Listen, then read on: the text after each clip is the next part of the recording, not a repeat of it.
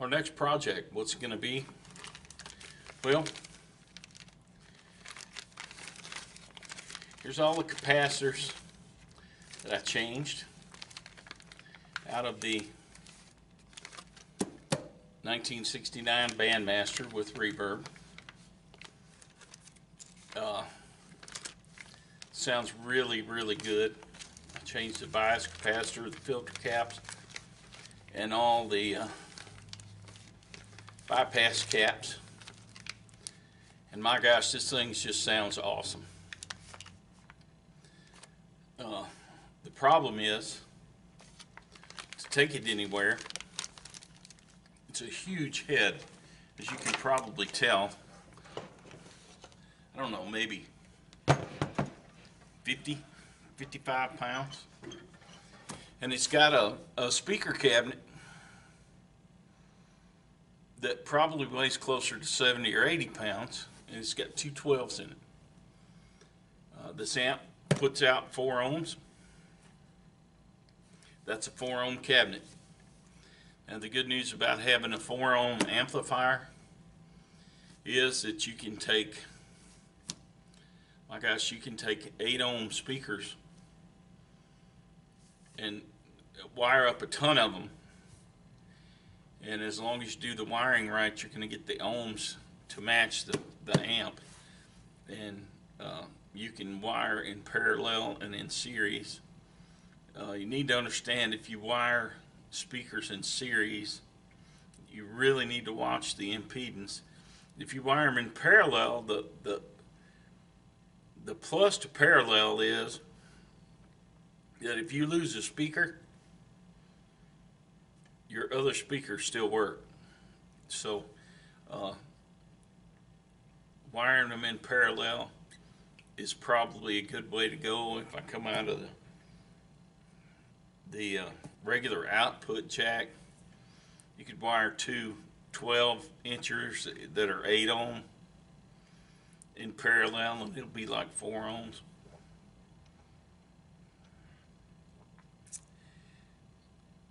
So last week I got a text message. I'm on the text line to receive like special deals from Stuart McDonald, stumac.com, and I got a text message that said all their Jensen specials, which is like a vintage speaker, were on sale. And I looked, and sure enough, their 8-inch, 8 ohm speakers were on sale. The cool thing about these 69 Bandmasters with reverb is they're way, way taller than they have to be. And the reason why is because this has reverb in it. It was one of the first head amplifiers to have reverb in it. And they wanted to get the reverb tank as far as they could from the transformer so it wouldn't generate noise. Well, the good thing about this is that you actually, in the front of this speaker baffle, which is not a speaker baffle, there are no holes cut in it because this is just a head. I actually have room to put 2 8-inch speakers. And I know what you're thinking. You're thinking, Jamie, you're not going to butcher up that sweet old amp. No, I am not. The cool thing about these is I got 4 screws that I can remove from the back of the amp right here. And this panel comes off. The whole panel just comes off. I can make a new baffle board with holes cut in it for 8-inch speakers. Believe it or not, they still make this grill cloth. Now, of course, it's going to look brand new. It's going to look like a brand new amp. But I can put 2 8-inch speakers in this right here and just carry this head with me. And of course, you know, you got to be a little concerned. It might be a little bright. There might be some things we have to do. as far as capacitor wise to make the 8-inch speakers not be quite so bright, because they're going to be bright, but other people have done this and they said it sounds really good. So I think I'm going to give it a shot. I've got some 3/4 inch birch plywood, really high quality plywood, and we're going to cut a piece to fit here. We're going to jigsaw out the holes for the 8-inch speakers. We're going to put on a grill cloth. We even got, believe it or not, y'all, I found out, I didn't realize it. They still sell these badges. Of course, they look brand new. So basically the amp, when I get done doing this, it's going to look like a brand new silver face head. And the only catch is it's going to have speakers built into the head. Now I'm going to have to move the reverb tank from the back of this down to the bottom of the amp cabinet, which is probably where it should have been in the first place to get it farther away from the transformer. That won't be a problem. I'm going to do that. We're going to measure. We're going to cover this with the grill cloth, and once we get the speakers installed, and we're going to have a cool little amp that I can just grab this and take it places.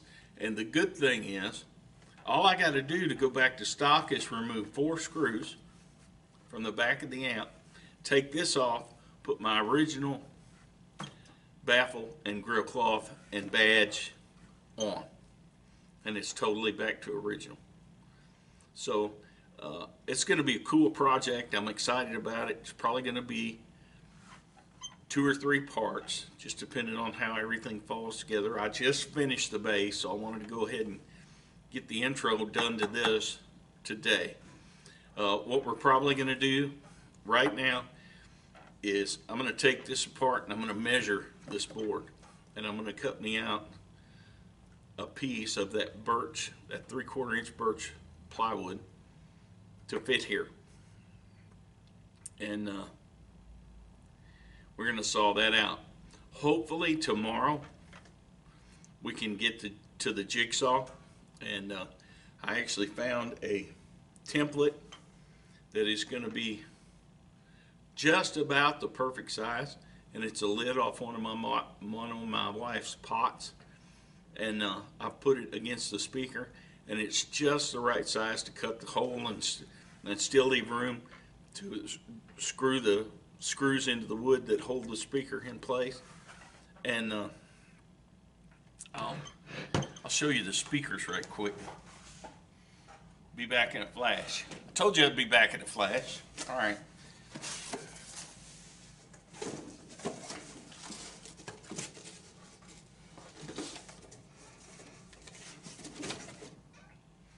Here's an 8-inch Jensen Special Design.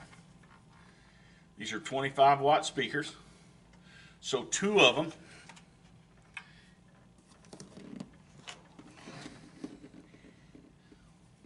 will fit perfect in here.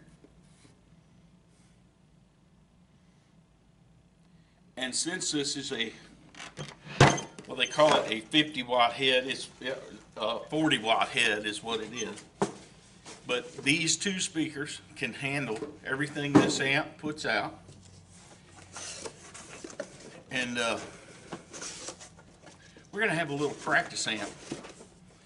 And it should have really good breakup at a lower volume. And I'm really excited about getting on it. So let's go ahead and get started.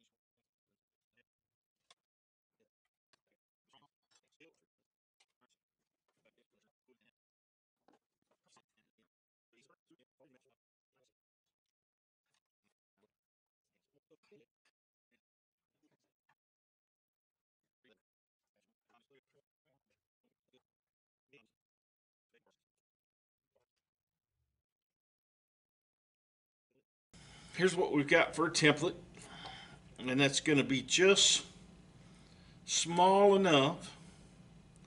It's going to allow for our screws to be put in.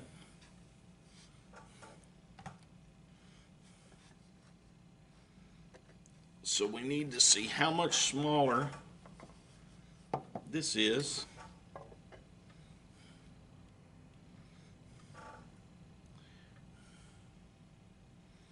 Wow, that's going to be perfect. I mean, I couldn't have ordered a template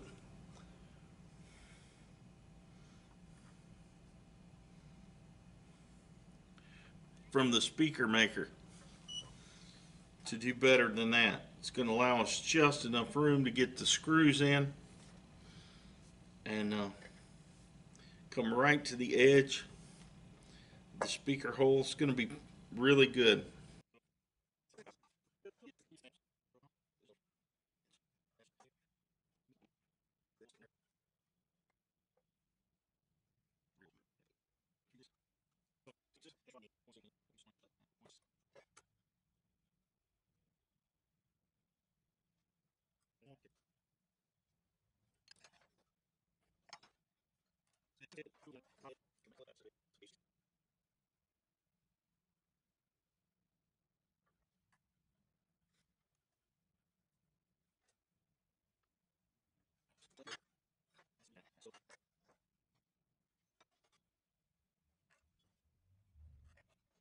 I just thought of something.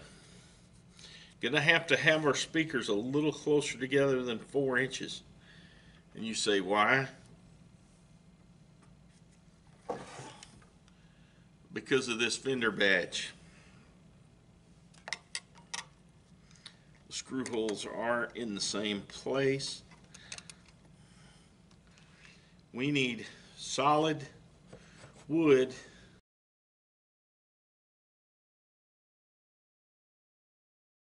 The toughest thing was this grill cloth.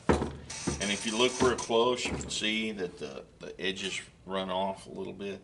Y'all, I think if I'd have had a staple gun where I could pull tight and snap and staple, what I had was one of those staplers like you put in place and you hit with a hammer.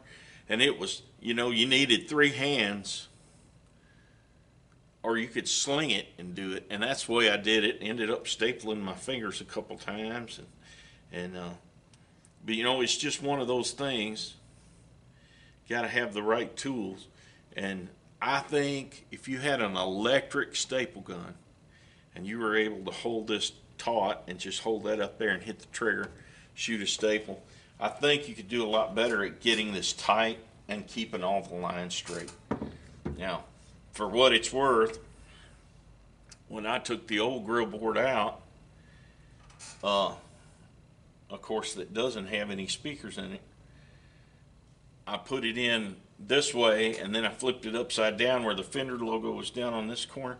And guess what? The cabinet's not completely square. So, you can think you're going to do everything perfect, but listen, you're starting with an amp cab that was put together by humans. It wasn't CNC'd out or anything like we do things nowadays. People actually sawed the parts, glued the joints, and put these things together. They're not going to be perfect. So, but this fits pretty good, and I think it looks really good. Obviously, other than looking brand new, and I guess you could probably get cloth that's already. I could probably put, tea bags across here and make it all yellow up, but I'm not going to do that. I want there to be a stark difference between the one with the speakers in it and the one that goes with the cab where the grill cloth matches. So I just wanted to show you how I did the edges, and what I ended up doing was I tried to staple right here, and then I went back, and where all this was loose, I put hot glue and just kind of touched it down. There's a spot right there that needs a little hot glue. I must have missed that. Just to hold the edges down between the staples. And it seems to work all right. I mean, obviously, upholstery guy could have done much better. But I'm not an upholstery guy. Okay. Okay. Now what I'm going to do is I'm going to hard solder in my speaker connections. I have this speaker wire that's really high quality speaker wire, and I'm going to go ahead and solder this in rather than use terminals to clip on. You can see I've already got my terminals tinned. They're ready to go. And the reason I'm doing this, if you put the spades on there, somebody can get these reversed. And if you reverse the polarity between these two, you actually get them working opposite to each other. I know that sounds crazy to you, but you can see that if you have them crossed and you push in on the basket of one speaker, the other one will move out. So if you solder them in, you take away anybody ever monkeying with them, unless they get a soldering gun. And of course, that's probably not above some people like me. Okay, now that we have this wired, I'm going to go ahead and check all our connections and make sure we got these speakers wired right. I'm going to use this voltage meter. It's a very simple one, but that's why I like it. There are some things obviously you can't do with it, but it's digital and it's a good, you don't have to select AC or DC volts. It automatically selects that. To get the ohms, you push this button. Now you see that right there says K ohms.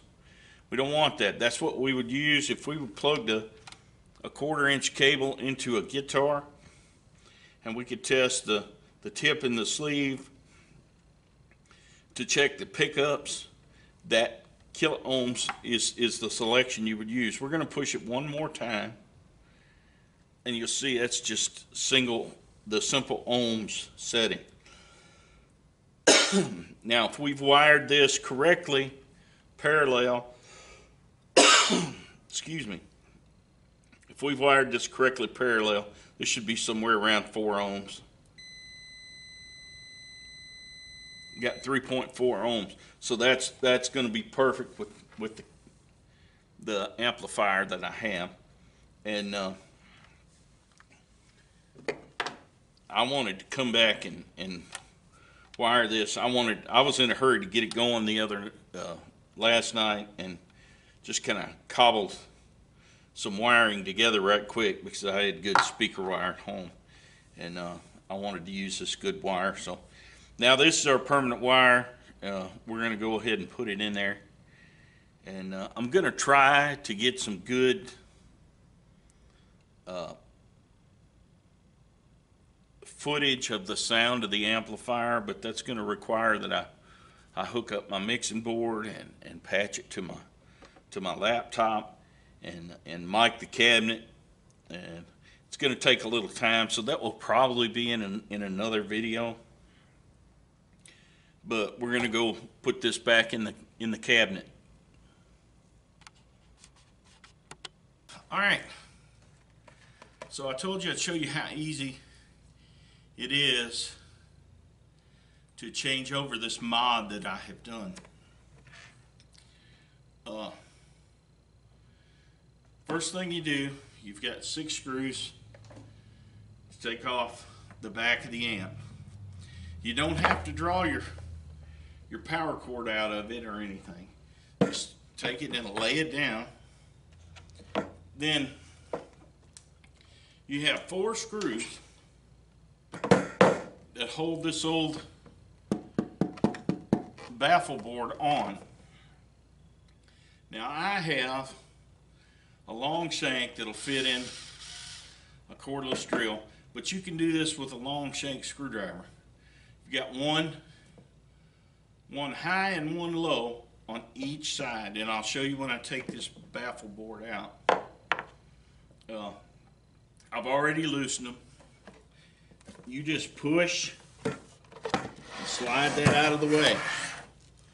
Now you can see where your screws come out. You see right here and right here. You've got one right here and right here. And this one up against this transformer really is the only reason you need a long shank screwdriver. If it wasn't for that tight spot right there, you could get in there and you know, you could get in there with just a standard shank screwdriver. And then we'll bring this one over and just stand it up, kind of snuggle it into place. Oh, I know why it ain't going. Got my cord out. All right. Just kind of snuggle it into place. You can use the back of the speaker, or you can reach around to the front of the board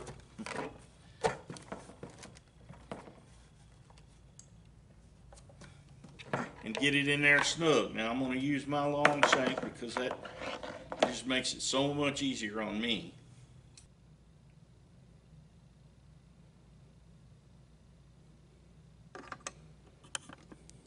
And yes, I did paint the arrow on the inside of the speaker baffle, so I will know that I have it in right side up.